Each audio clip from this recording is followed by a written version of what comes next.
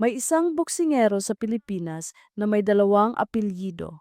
Isa mula sa ina na nagpalaki sa kanya sa kahirapan at isa mula sa ama na halos hindi niya nakilala habang lumalaki siya.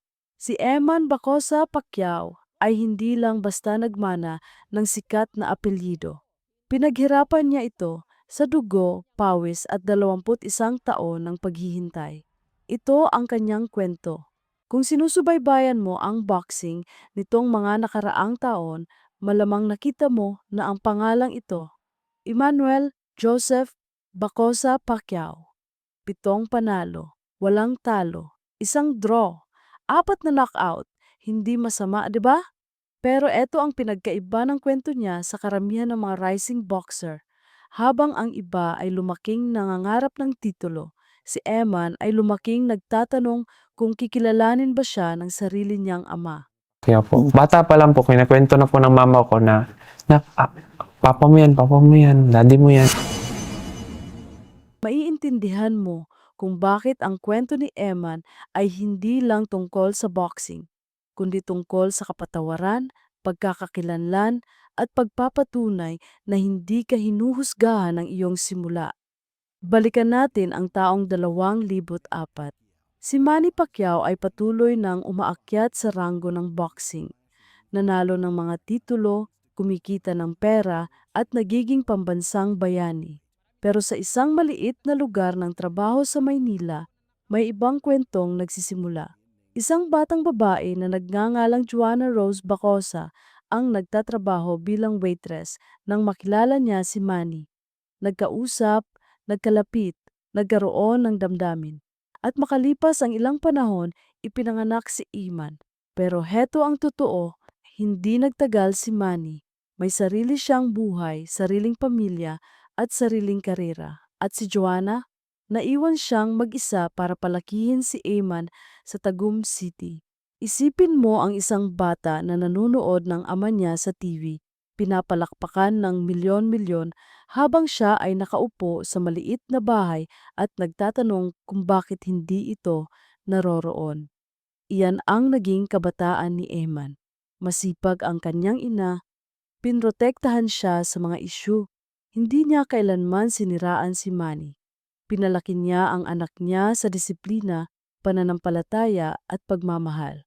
At kahit wala ang ama, may iba namang nabuo kay Iman. Isang pangarap. 9 na taong gulang pa lang siya nang magsimula siyang magboxing.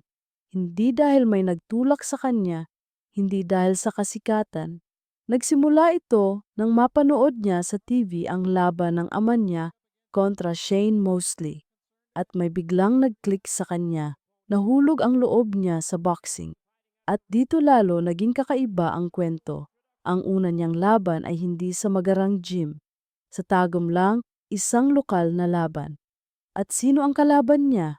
Isa sa mga nambubuli sa kanya sa eskwela. Oo, totoo. 3 rounds silang naglaban. Nanalo si Eman, kumita siya ng 200 piso. At ibinigay niya ang buong halaga sa kanyang ina. Hindi lang yon panalo. Iyon ang simula ng lahat.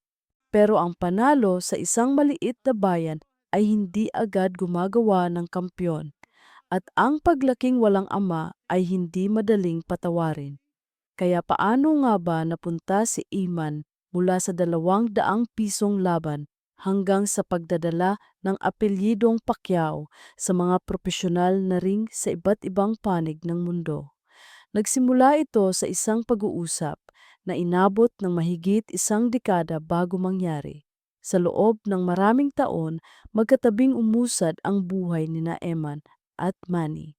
Pero magkaibang mundo. Si Manny lumalaban sa pandaigdigang entablado. Si Eman lumalaban sa mga lokal na gym.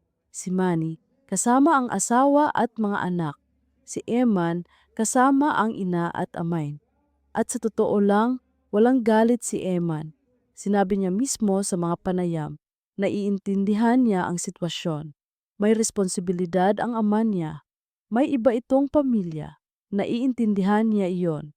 Pero ang pag-unawa ay hindi nangangahulugang hindi masakit.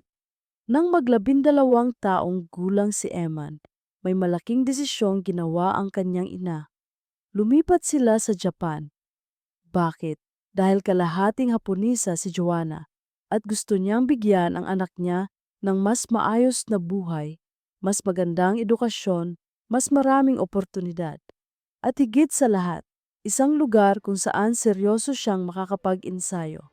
Sa loob ng 5 taon, nanirahan si Eman sa Japan, nag-aral sa alternative learning system, at nagsanay sa mga lokal na boxing gym. Doon niya natutunan ang disiplina, kababaang loob, at kung paano lumaban hindi lang gamit ang kamao, kundi gamit ang isip. At sa panahong iyon, may unti-unting nabubuong hangarin sa loob niya. Gusto niyang muling makaugnayan ang kanyang ama.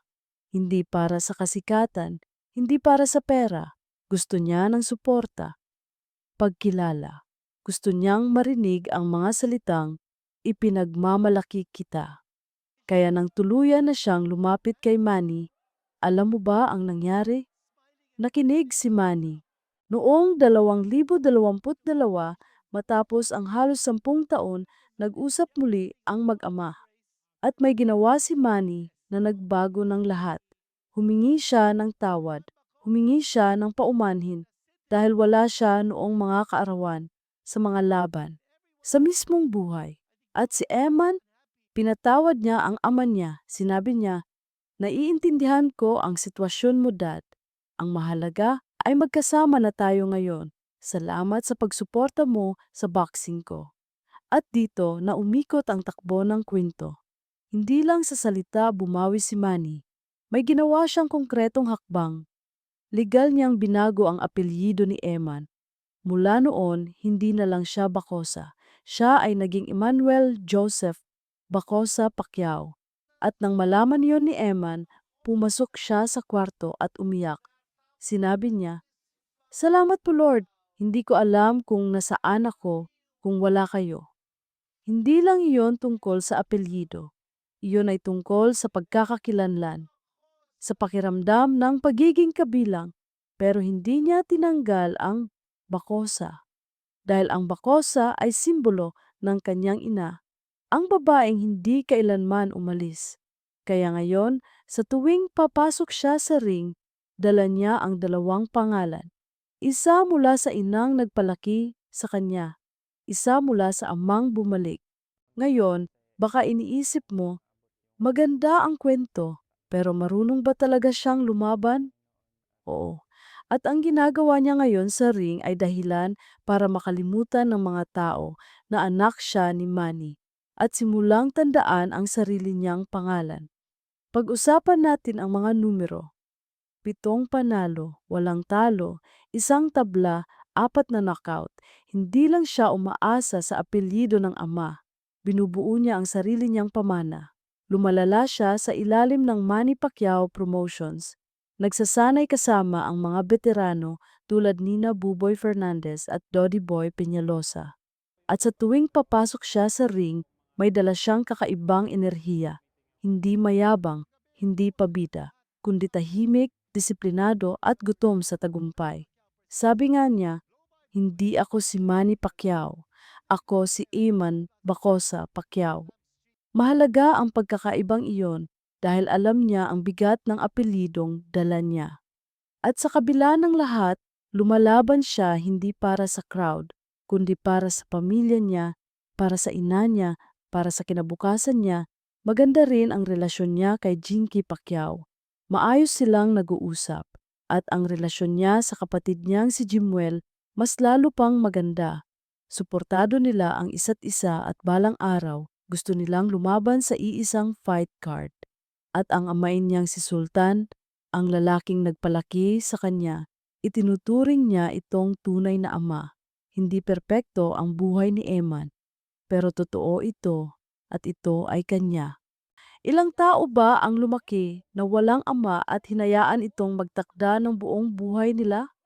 Si Eman, hindi. Pinili niyang lumaban, hindi lang sa ring, kundi sa loob ng sarili niya. At ngayon, sa bawat suntok, dala niya ang kwento ng bawat batang naghihintay ng ikalawang pagkakataon. 21 taong gulang siya, undefeated. At nagsisimula pa lang, kung gusto mo ng mas maraming kwentong tulad nito, mag-subscribe at mag-comment kung sino ang gusto mong marinig sa susunod. Dahil minsan, ang pinakamatagal maghintay, sila ang pinakamatinding manalo.